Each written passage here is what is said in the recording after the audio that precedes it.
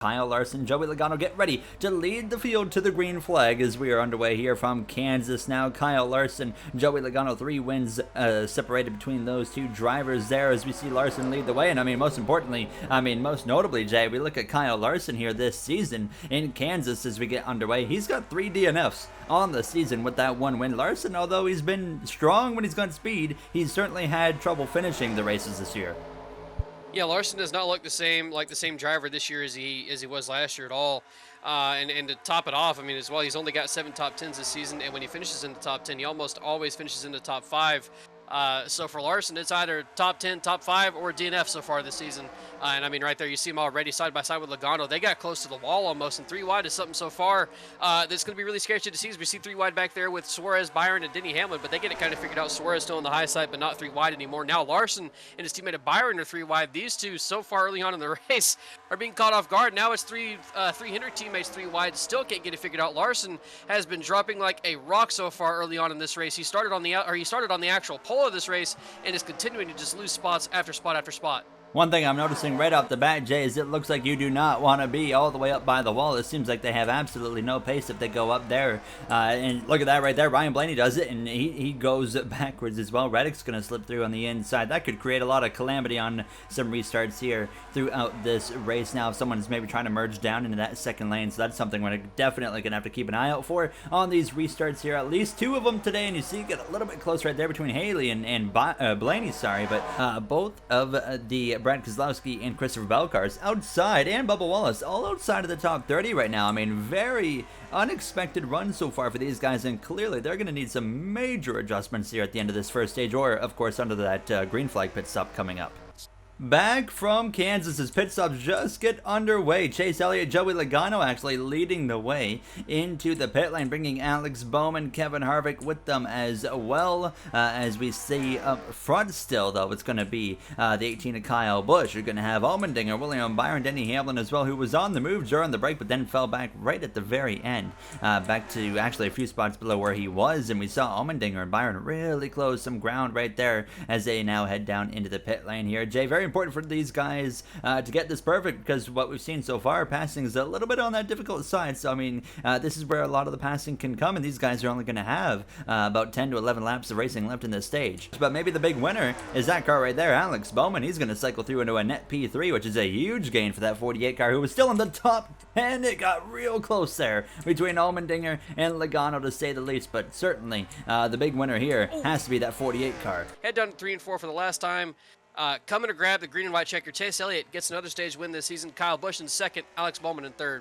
That's Elliott's 4th stage win of the year, which is also the most of anybody this year. It's surprising to see him all the way down in 12th in the standings. And look at both Larson and Kyle Busch. I mean, Kyle Busch, a major loser there, but Kyle Larson's yet to roll as well. I mean, half the field is going to pass him before he gets going. Yes, Tyler Reddick, another one. We see Logano already trying to put the pressure to the lead here to the inside of the 9. I don't even think you want to be in the middle lane, and that's where you just saw Chase Elliott get shoved to. Same thing with Alex Bowman. He got shoved up there, losing a couple of spots so far early on to Chase Elliott. Now losing a spot to Logano, potentially losing it to Harvick as well. Still in that middle lane, going down into turn 1, side by side with Kevin Harvick for 2nd place. Joey Logano clear into the lead of this race. Chase Elliott now back into 3rd, can get down to the inside lane if he wants to, but Cole Custer and another guy again looking to go forward. Another 2 guys looking to go forward right here. Kurt Busch and Joe. Some damage on the side of the 23. Actually got some, yeah, he's got some heavy damage to the right side of that 23 car. So both of those guys struggling right now. I believe they're both outside the top 30, and we're talking about the bad seasons they're having. They're having very bad races today, and Kurt Busch was starting to creep back into a position of being able to challenge for the playoffs, but this race today so far not going to help him at all in that challenge to get back inside the playoffs. Here comes William Byron up the inside, down into turn 1. That 24 car really stepped it up, not only in real life, but here in NR2003 as well this season, and William Byron in that Exalted Chevrolet takes the lead. Now Chastain going for a move on that 31 of Justin Haley. We've seen Chastain have a little bit more pace lately here in these last few races, Jay, and we've seen him move up into 21st in the standings. And I mean, fortunately for Chastain, only 38 points out, so he might have had a rough start to the season, but luckily for him, it seems like things are slowly starting to turn towards the better here as we close in already towards almost the halfway point of this regular season. William Byron continuing to lead the way now, and Jay, immediately there we see the 9 of Elliott and the NR22 of Logano, Blaney, Hamlin as well coming in. Some others staying out a little bit longer. We saw pitting first made a difference last time around, and yes, there was a little bit of contact going on there, and Denny Hamlin's got quite a bit of damage on that front end of that 11 car, so that's already big. And look at the 12's got some damage on the rear bumper. Obviously, you could expect it after that was quite a hit, and that's already bad news for both of those guys. Is already away, and it looks like he may have, yep, no in for Hamlin. Oh, this could be interesting. I don't know if this is going to let him be on the pace. We might have our first slow car to deal with of the day, Mr. Owen. Just fine, but Chase Elliott, I mean, right there, well out in front. I mean, Byron stayed out an extra lap and gave up the lead in distance, but on the exit of turn 4, it's going to be Chase Elliott to win stage 2 in what has been an all green flag race so far. Martin Truex Jr. crosses the line for second. Chris Buescher with some big points right there. Another driver who needs a good day, and he's having a fantastic a season high day here as Alex Bowman gets the final stage point. The biggest thing to watch for is everybody's coming on the pit lane again this time. There's only, I think, 1 or 2 cars a lap down, so you got to be careful leaving and entering the box. You don't want to have any kind of contact. Truex is rolling already, and oh, Truex gets turned by Daniel Suarez, and I don't know how much damage has been done to that 19 car. Well, there you see it right there. That is quite some hefty damage on the right side. Hey, but the big thing you got to watch out for as you're continuing to look through the field is, once again, on these restarts, every single time we've seen it so far, the 3 wide still happens, and if you get 3 wide, you have a big chance of losing a ton of time and a ton of spots up on that outside lane. Even in the middle lane, you have a chance of losing a bunch of spots because you're just so slow up there. And right now, Eric Jones holding up Joey Logano. Joey's going to force it 3 wide, but he's going to be able to get to the inside, actually, ahead of Eric Almirola. Joey Logano, another one of our fastest cars of this race so far, losing a bunch of track position. Actually, Kyle Busch already up the inside of Chase Elliott for the lead. This is something we saw happen earlier when it was Chase Elliott going at Kyle Busch. Now it's Kyle Busch going back at Chase Elliott. Chase Elliott's dominated this race, but Kyle Busch, he's found the speed all of a sudden. Now he gets the lead of this race. Chase Elliott up to that high lane. Bowman goes by for second place. Now it's 3 wide with Truex and Byron and Chase Elliott. Truex not done fighting yet, huh? He's gonna come back at these guys and say, I still want a chance to do something here. Elliott's in the worst spot he's been in all race. Truex gets through, side by side right there between Byron, Buescher, Elliott as well, and all of a sudden, Chase Elliott goes from leading this race about a lap and a half ago to now down into 7th place. And look at this, Jay. Bubba Wallace, how about this for a rebound? He's now up into 13th place, where earlier he was outside of the top 35 for a majority of the first half of this race. Was finally able to gain some positions on the pit stop and late in stage 2 and now early on in stage 3.